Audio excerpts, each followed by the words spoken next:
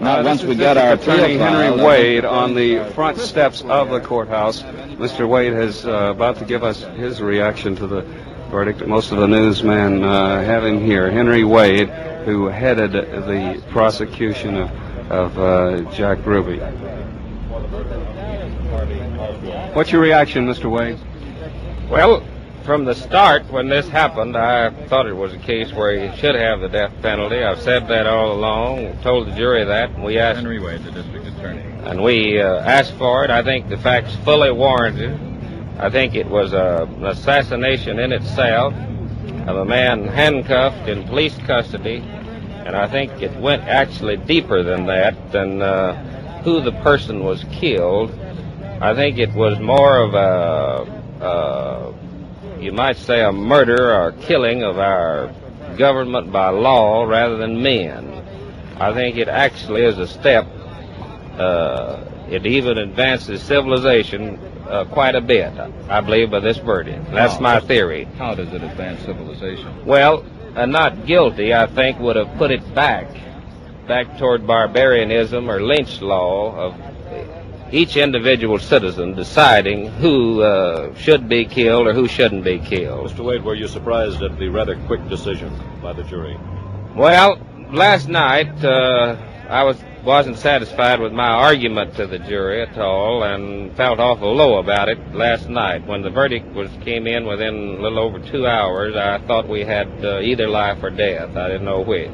Mr. Wade, Mr. Bellag referred to this as railroading and the biggest disgrace in the history of American law.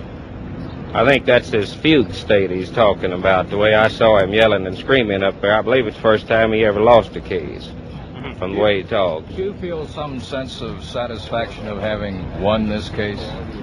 Well, I guess anybody that wins any case, you go ask a jury to return a certain verdict and they return it. I'm very well satisfied with it and think it was the proper verdict. What does this jury verdict coming so quickly signify?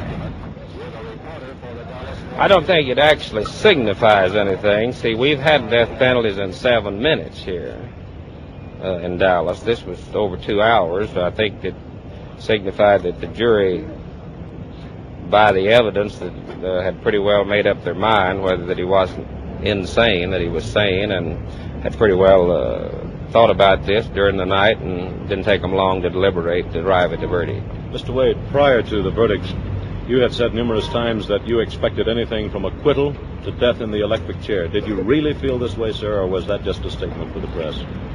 Well, I didn't think the acquittal or a term of years was the proper verdict in the thing, but I've tried a lot of cases, and I know juries can do nearly anything. I think we got to the jury in a lot better shape on the facts than we were really entitled to.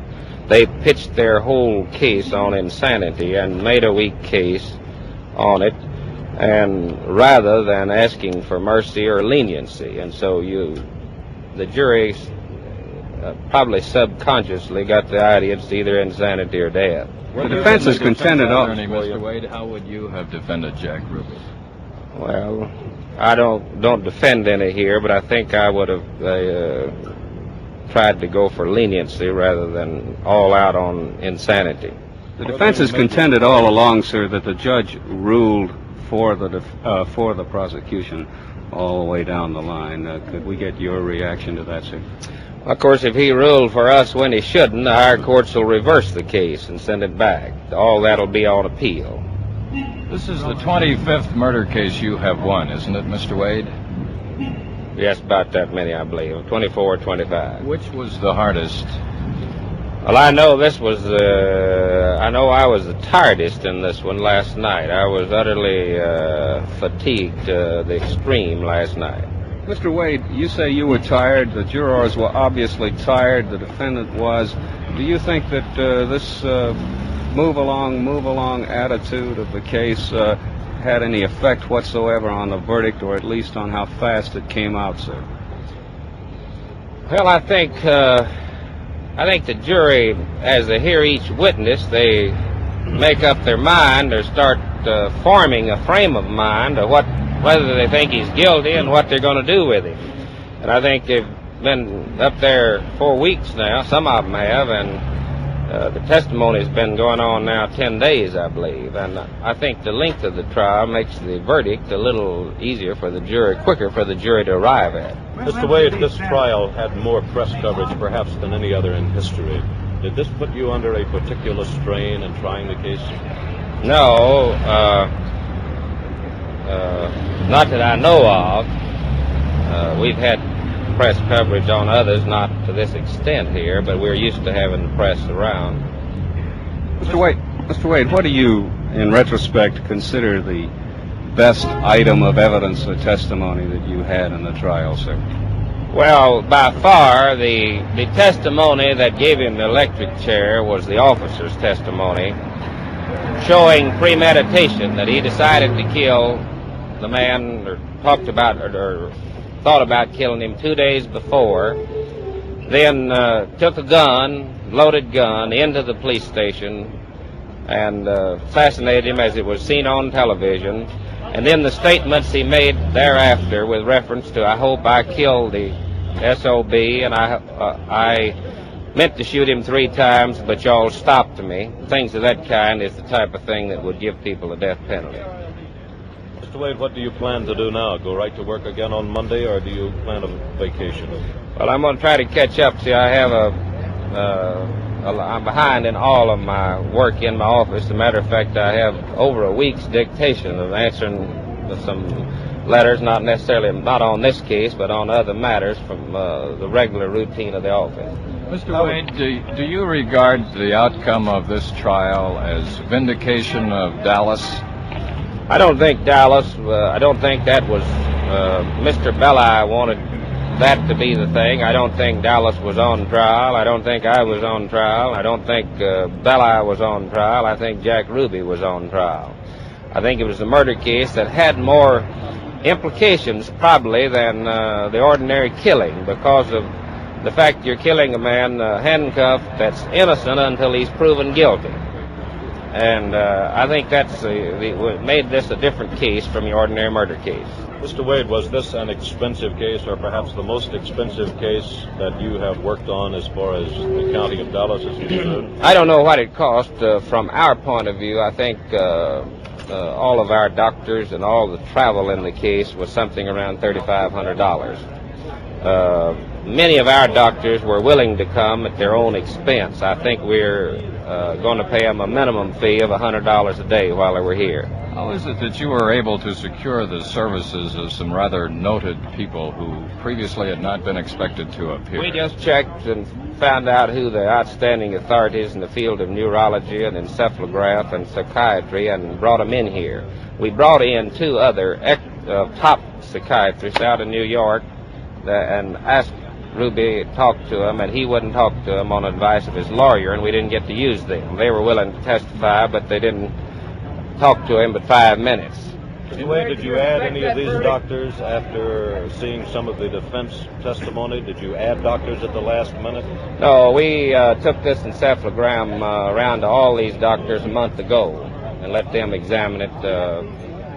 Dr. Swab and Dr. Forrester and Dr. McKay and Dr. Walker and Dr. Calloway, they've all seen this about a month ago. Mr. Wade, the defense has contended after the trial that the jury just did not pay any attention to the psychiatric testimony up there.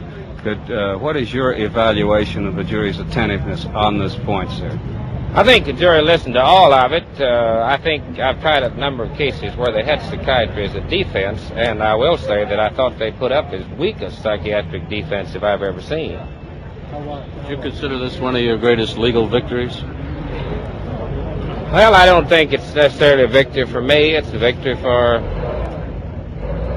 all law enforcement, I think. My old staff worked on it. How many of your staff worked on it, sir? I had about 10 or 12 that worked on it. I said it was a victory for the Dallas oligarchy. What do you say about that? Well, of course, that's a figment of his imagination, the oligarchy here.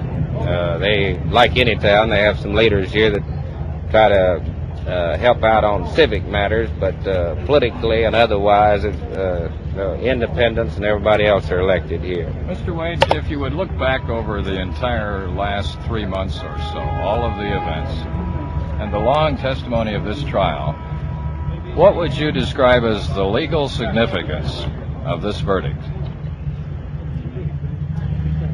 Well, I think it's a little hard to say. I've been very happy that I've received letters and from defense attorneys all over the country. Ordinarily, they're on the side of the defendant, giving advice on what ought to be done and arguments, because they said we think the rule of law is actually on trial in that case. I'm inclined to think it was to some extent. I may exaggerate it, because in any murder case, if the deceased is a person of bad character or some reason maybe that he ought to have been disposed of, it's hard to get a verdict. But I think the jury recognized that this was more than just killing a person, that if he was the assassin, if he had killed Kennedy, should have had the electric chair. I'm talking about Oswald. I think that this went deeper than that, because you had a man that took the law into his own hands and killed a handcuffed man that was innocent until he is proven guilty. Mr. Wade, as far as you personally are concerned, does the sentence just passed here close the events that began on November 22nd as far as you are concerned? Well, it'll close it. We have to now start on the next 2 or 3 years. This thing will be in the appellate courts. See, this will be appealed. Texas law requires the Court of Criminal Appeals to hear any death penalty. It'll first go there, and we hope we'll have to do lots of briefing on it. We'll have to argue it there. Then it can go to the United States Supreme Court, which we'll have to be ready to argue it there. And I think it'll be in the appellate courts for 2 years anyhow, and I have specialists in that that'll do most of that work. Mr. Wade, something that had been bothering a lot of people was the question of whether or not there was any link whatsoever between Jack Ruby and Lee Oswald. This wasn't clarified in court. Could you clarify it for us? Well, it's one of those things that you can't prove. As a matter of fact, if we had anybody that we thought could establish it, we'd put them on the stand. I will say we had 10 or 12 witnesses that were willing to testify that they had seen them together, but I didn't believe any of the witnesses. Some of them were given lie detectors and showed they weren't telling the truth. And there's nothing, we had nothing where we could legally prove that he was. As far as you are concerned, then, from your investigation, Ruby was acting alone and Oswald was acting alone. That's the theory we tried the case on entirely. We had no, whether there was a connection or not, we don't know. We have no proof of it, and we assume that there was not. Mr. Wade, you have testified before the Warren Commission. Well, I don't know. I asked for it and was satisfied with it. You have already testified once before the Warren Commission. Do you feel that the verdict in today's case, or the trial, in fact, would lead them to recall you? Do you have any further information to pass along to them? Well, they've been holding up some matters, I think, dealing with Ruby till after this trial was over, that they may go into now. I don't know. If they are, we will help them any way we can.